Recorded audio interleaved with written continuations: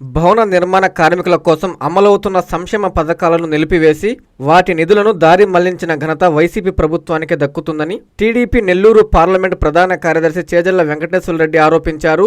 దీంతో వేలాది మంది భవన నిర్మాణ కార్మికులు తమ ప్రయోజనాలను కోల్పోయారన్నారు. అయితే కూటమి ప్రభుత్వం అధికారంలోకి వచ్చిన తర్వాత సీఎం చంద్రబాబు భవన నిర్మాణ కార్మికుల సంక్షేమ పథకాలను పునరుద్ధరించడం గొప్ప విషయమని కొనియాడారు. అర్హులైన భవన నిర్మాణ కార్మికులందరూ ఈ పథకంలో సభ్యులుగా చేరి ఈ పథకాన్ని ఉపయోగించుకోవాలని ఆయన కోరారు. నెల్లూరు జిల్లా తెలుగుదేశం పార్టీ కార్యాలయంలో ఆయన మీడియాతో మాట్లాడారు.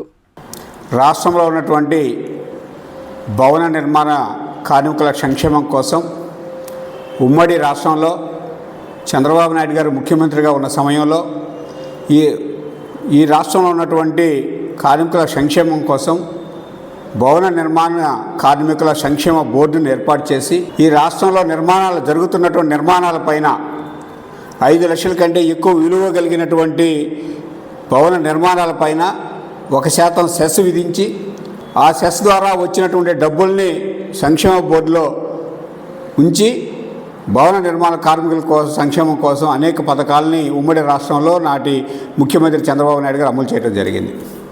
అదేవిధంగా తర్వాత అధికారంలోకి వచ్చినటువంటి కాంగ్రెస్ పార్టీకి సంబంధించిన ముఖ్యమంత్రులు ముగ్గురు కూడా ఆ పథకాన్ని కొనసాగించడం జరిగింది. అదేవిధంగా విభజిత రాష్ట్రంలో 2014లో అధికారంలోకి వచ్చినట్టు తెలుగుదేశం పార్టీ చంద్రబాబు నాయుడు గారు ముఖ్యమంత్రి అయిన తర్వాత ఆ పథకాన్ని అదేవిధంగా కొనసాగించి 5 సంవత్సరాలు కూడా అమలు చేయడం జరిగింది.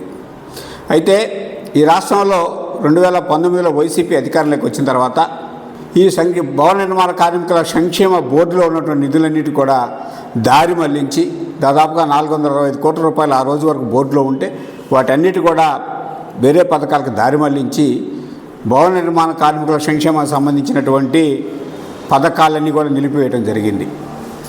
అదేవిధంగా భవన నిర్మాణ కార్మికుల కోసం సెస్సును మాత్రం వసూలు చేశారు, పథకాలను మాత్రం పూర్తిగా నిలిపివేయడం జరిగింది. అయితే చంద్రబాబు నాయుడు గారు ఆనాడు ప్రతిపక్ష నాయకుడిగా ఉన్న సమయంలో ఈ పథకాన్ని పునరుద్ధరించాలని చెప్పి ప్రభుత్వాన్ని అనేకసార్లు డిమాండ్ చేసినప్పటికీ కూడా ప్రభుత్వం నుంచి స్పందన లేదు. చంద్రబాబు నాయుడు గారు ముఖ్యమంత్రి అయిన తర్వాత భవన నిర్మాణ కార్మికులు పడుతున్నటువంటి ఇబ్బందులు గుర్తించి ఈ పథకానికి మళ్ళా పునరుద్ధరించడం జరిగింది. దాదాపుగా 7 సంవత్సరాల పాటు అమలు కాకుండా నిలిచిపోయిన ఈ పథకాన్ని తిరిగి చంద్రబాబు నాయుడు గారు ఈ సంవత్సరం మార్చి 1వ తేదీ నుంచి ఈ పథకాన్ని తిరిగి పునరుద్ధరించడం జరిగింది. ఈ పథకం కింద భవన నిర్మాణ కార్మికుల సంక్షేమ బోర్డులో ఎవరైతే సభ్యులుగా గతంలో చేరున్నారో వారు 60 రూపాయలు కట్టి రెన్యువల్ చేసుకోవచ్చు. అదేవిధంగా కొత్తగా సభ్యులుగా చేరవలసిన వాళ్ళు 100 రూపాయలు కట్టి సభ్యత్వం పొందవలసి ఉంటుంది. ఎందుకంటే ఈ సంక్షేమ బోర్డుల ద్వారా అమలయ్యే ఈ పథకాలను లబ్ధి పొందాలంటే ఖచ్చితంగా ఆ భవన నిర్మాణ కార్మికుల సంక్షేమ బోర్డులో సభ్యులుగా ఖచ్చితంగా ఉండి తీరాలి. కాబట్టి ప్రతి ఒక్కరు కూడా, ఎందుకంటే ఈ రాష్ట్రంలో దాదాపుగా 50 లక్షల మంది భవన నిర్మాణ కార్మికులు ఉన్నారని ఒక అంచనా. ఇప్పటివరకు కేవలం 14 లక్షల మంది మాత్రమే సంక్షేమ బోర్డులో నమోదై ఉన్నారు.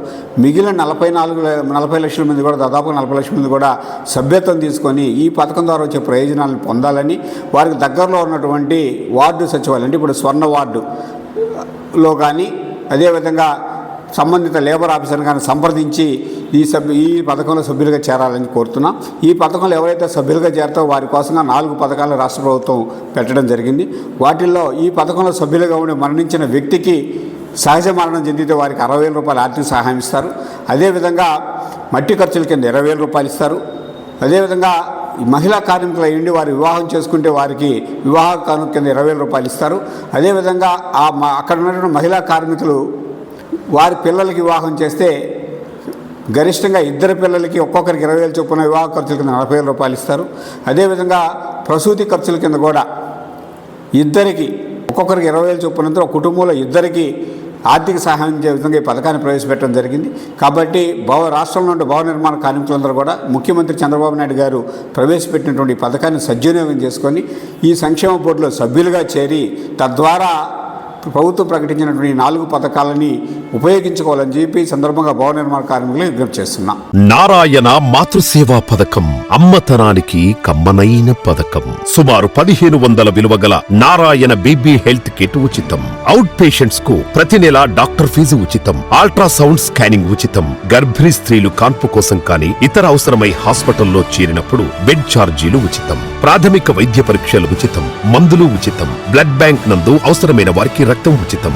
5 నుండి 9 నెలల గర్భిణీలకు ప్రతి నెల చెకప్ సమయంలో ఉచిత డ్రై ఫ్రూట్ బాక్స్ మరియు వేరుశెనగ చిక్కీలు ఉచితంగా ఇవ్వబడును. బిడ్డ పోషణ నిమిత్తం తల్లికి 3000 రూపాయల నగదు అందించబడును. కాన్పు కోసం అంబులెన్స్ ఉచిత పికప్ సదుపాయం కలదు. నెల్లూరు నగర పరిధిలో నారాయణ మాతృసేవా పథకం నెల్లూరు.